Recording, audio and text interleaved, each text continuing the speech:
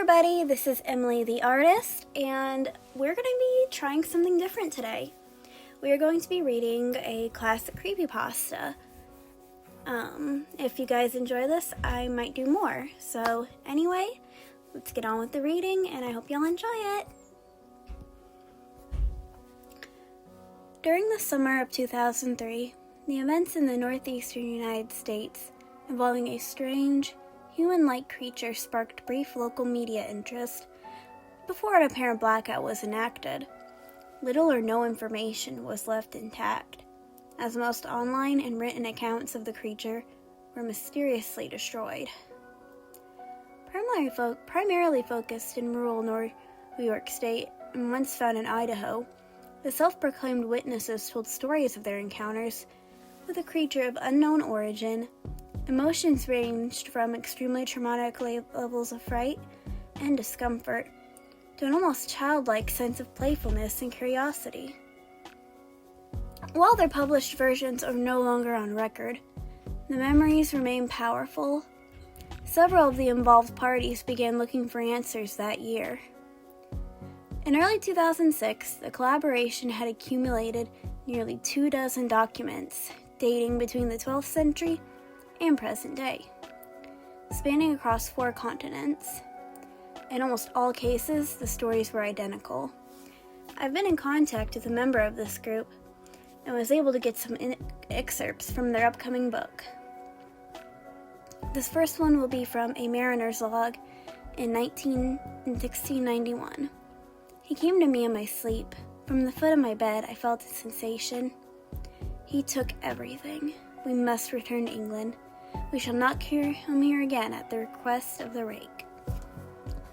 A journal entry, translated from Spanish, from 1880.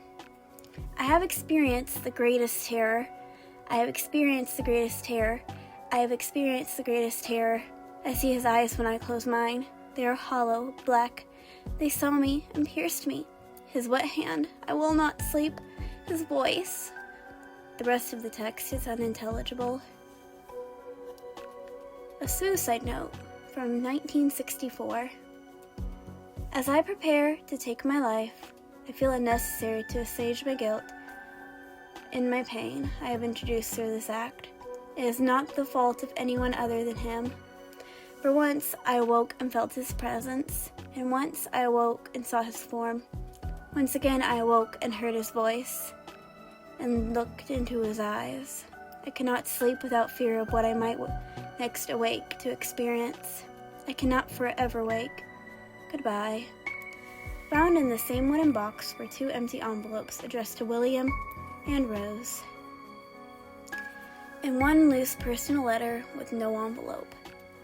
Dearest Lenny, I have prayed for you. He spoke your name. This next one is from a witness back in 2006.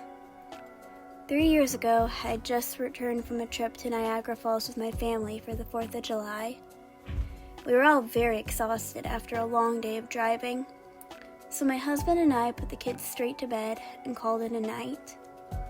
At about 4 a.m., I woke up thinking my husband had gotten up to use the restroom. I used the moment to steal back the sheets, only to wake him in the process. I apologized and told him that I thought he was out of bed.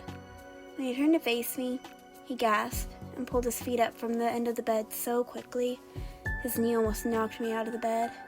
He then grabbed me and said nothing. After adjusting to the dark for half a second, I was able to see what caused the strange reaction. At the foot of the bed, sitting and facing away from us, was what appeared to be a naked man, or a large hairless dog of some sort.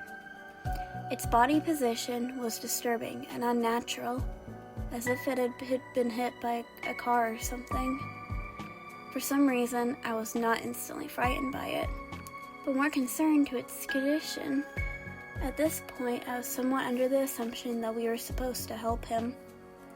My husband was peering over his arm and knee, tucked into the fetal position, occasionally glancing at me before returning to the creature.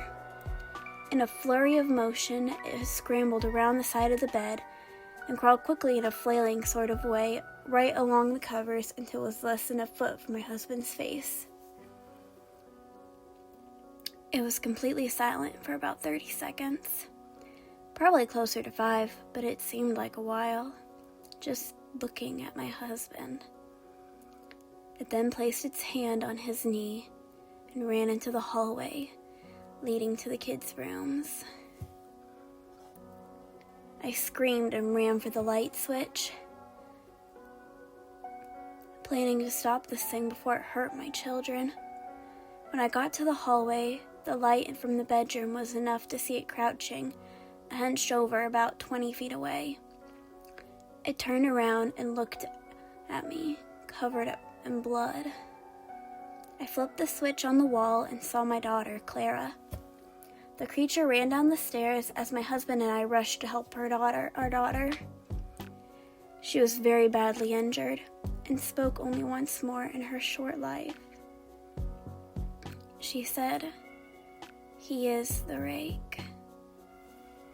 My husband drove his car into a lake that night while rushing our daughter to the hospital. They did not survive. Being a small town, news got around pretty quickly. The police were helpful at first, and the local newspaper took a lot of interest as well. However, the story was never published, and the local news never followed up either. For several months, my son Justin and I stayed in a hotel near my parents' house. After we decided to return home, I began looking for answers myself. I eventually located a man in the next town over who had a similar story. We got in contact and talked about our experiences. He knew of 2 other people in New York who had seen the creature we now refer to as the Rake. It took the 4 of us 2 solid years of hunting on the internet and writing to red letters to come up with a small collection of what we believed to be accounts of the Rake. None of them gave any details, history, or follow-up. One journal had an entry involving the creature in its first 3 pages, then never mentioned it again. A ship's log explaining nothing of the encounter, saying only that they were told to leave by the Rake. That was the last entry in the log. There were, however, many instances where the creature's visit was one of a series of visits with the same person. Multiple people also mentioned being spoken to, my daughter included. This led us to wonder if the Rake had visited any of us before our last encounter. I set up a digital recorder near my bed and left it running all night, every night, for 2 weeks. I would tediously scan through the sounds of me rolling around in my bed each day when I woke up. By the end of the 2nd week, I was quite used to the occasional sound of sleep, while blurring through the recording at 8 times the normal speed. It still took almost an hour every day. On the first day of the 3rd week, I thought I heard something different. What I found was a shrill voice. It was the Rake. I can't listen to it long enough to even begin to transcribe it. I haven't let anyone listen to it yet. All I know is I've heard it before, and I believe that it spoke when it was sitting in front of my husband. I don't remember anything at the time, but for some reason, the voice on the recorder immediately brings me back to that moment. The thoughts that must have gone through my daughter's head make me very upset. I've not seen the Rake since he ruined my life, but I know that he has been in my room while I slept. I know in fear that one night I'll wake up and see him staring at me. And that was the Rake. Let me tell y'all, that one scared the crap out of me as a kid. If you guys enjoyed it, let me know and I might do some more. Okay, bye!